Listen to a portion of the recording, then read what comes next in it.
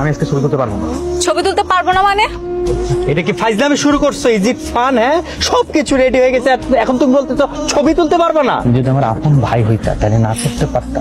এই কোম্পানি আমার একার কোম্পানি না, এটা তোমার নিজেরও কোম্পানি। কি এখন কেমন লাগছে? শেষ পর্যন্ত এক্স গার্লফ্রেন্ডের বিয়ে উপলক্ষে ফটোশুট করতে হচ্ছে। বাই দ্য ওয়ে, বিয়েটা কিন্তু আজকে না, কালকে হচ্ছে।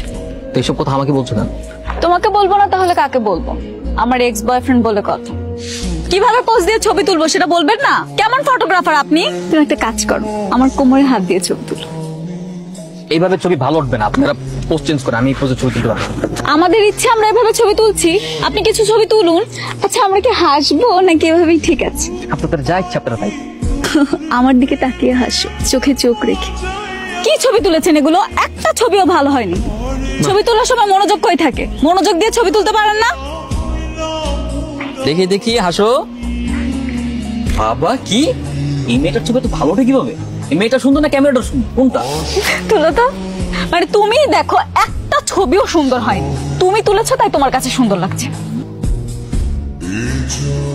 কি ব্যাপার? কি সমস্যা তোমার? তুমি এরকম করতেছো কেন?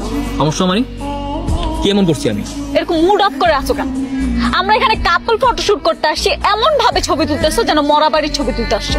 হাসতে পারো না তুমি? না আমি হাসতে পারি না, এখানে আমার ছবি তোলা হচ্ছে না, আমাকে হাসতেই হবে। ও হ্যাঁ, হাসবে কি করে? তোমার তো কষ্ট লাগছে তাই না? আমার কষ্ট লাগবে কেন? আমার কোনো কষ্ট নাই, আমি এখানে আমার প্রফেশনাল কাজে আসছি, আমার কষ্ট লাগার কি আছে এখানে? এক্স গার্লফ্রেন্ডের বিয়ে ঠিক হয়ে গেছে, সে আরেকজনের সাথে ছবি তুলতেছে, তোমার তো কষ্ট লাগবে। এতই যখন কষ্ট লাগতেছে তাহলে ব্রেকআপ কেন করছিস? মাইমা প্লিজ এখান থেকে যাও, শান্তি মতো নাস্তাটা করতে দাও। এই এই কি হচ্ছে সব? আপনারা পোস্ট চেঞ্জ করেন, আমি এই ধরনের নষ্ট ছবি তুলতে পারবো না। আশ্চর্য, আমার বউয়ের সাথে আমি কিভাবে ছবি তুলবো সেটা কি আমি তোমাকে জিজ্ঞেস করবো? তুমি আমাকে এই কথা বলার কে? বউ মানে? আপনাদের কি এখনো বিয়ে হয়েছে যে এইভাবে ছবি তুলবেন? বিয়ের আগে এইভাবে ছবি তোলা যাবে না। আমাদের ইচ্ছে আমরা ছবি তুলবো, আপনার ছবি তোলার দায়িত্ব আপনি ছবি তুলুন। আপনাদের তো এখনো বিয়ে হয়নি, এমনও তো হতে পারে যে বিয়েটা হচ্ছে না, তখন এই ধরনের ছবি তোলার দায়ভার নেবে কে? কি অলক্ষণে কথা বলে? মানে এই তুমি না ফটোগ্রাফার প্রফেশনাল, তুমি যে কাজটা করতে আসছো সেই কাজটা করো, উল্টাপাল্টা কোনো কথা বলো না, ঠিক আছে? ভাই আমি বললাম তো আমি এই ধরনের ছবি তুলতে পারবো না, প্লিজ। আপনাকেই ছবি তুলতে হবে, তাড়াতাড়ি আমাদের ছবি তুলুন। দরকার পড়লে আমাদের বাসর ঘরের ছবি আপনাকে দিয়ে তুলাম। আমি কাজ করি ঠিক আছে, তার মানে এই না আমাকে যা বলা হবে আমি তাই শুনি তাই করবো। আমি এই ধরনের ছবি তুলতে পারবো না, এই ধরনের ছবি তোলা আমার রুলস এন্ড এথিক্স এর বাইরে। আচ্ছা বুঝলাম রুলস এন্ড এথিক্স এর বাইরে, কিন্তু তোমাকে এখন আমি যেটা বলতেছি তুমি সেটাই করবা, কারণ তুমি প্রফেশনে আসছো, ঠিক আছে? করো। ভাই আপনি যতই যাই বলেন না কেন, যতই ধমক দেন না কেন, আমি পারবো না, আমি বলছি না।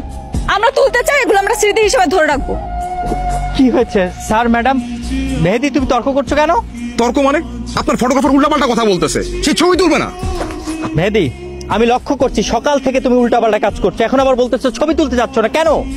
ভাই তারা যেভাবে ছবি তুলতে চাচ্ছে সেভাবে ছবি তোলা সম্ভব না, আমি সেভাবে কখনো ছবি তুলিনি আর তুলবো না। হাত তোলো নাই, তুলবা। যে কাজ কোনোদিন করো নাই সেটা তুমি আগ্রহ নিয়ে করবা, সেখানে তুমি বলতেছো তুমি ছবি তুলতে পারবা না। ভাই দেখেন তাড়াতাড়ি করেন, হলুদ রাত্রের বেলা, বেলা ঘুরিয়ে যাচ্ছে, এখন সময় নাই ভাই। বোঝান আপনার ফটোগ্রাফারকে, এখানে শেষ করে আমাদের হলুদের প্রস্তুতি নিতে হবে।